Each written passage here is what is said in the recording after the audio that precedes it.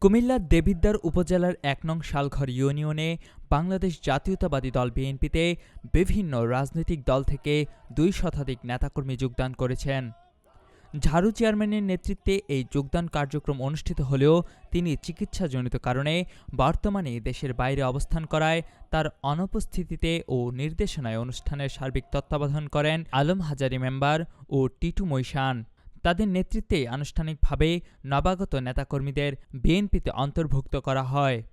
এ সময় নবযোগদানকারী নেতাকর্মীরা কুমিল্লা ৪ আসনে বিএনপি মনোনীত প্রার্থী ইঞ্জিনিয়ার মঞ্জুরুল আহসান মুন্সীকে ফুলের তোড়া দিয়ে শুভেচ্ছা জানান এবং তার প্রতি সমর্থন ব্যক্ত করেন। অনুষ্ঠানে স্থানীয় বিএনপি ও অঙ্গ সংগঠনের নেতাকর্মীরাও উপস্থিত ছিলেন।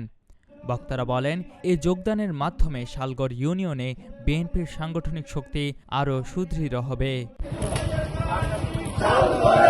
কুমিল্লার কাগজ নিউজ ডেস্ক।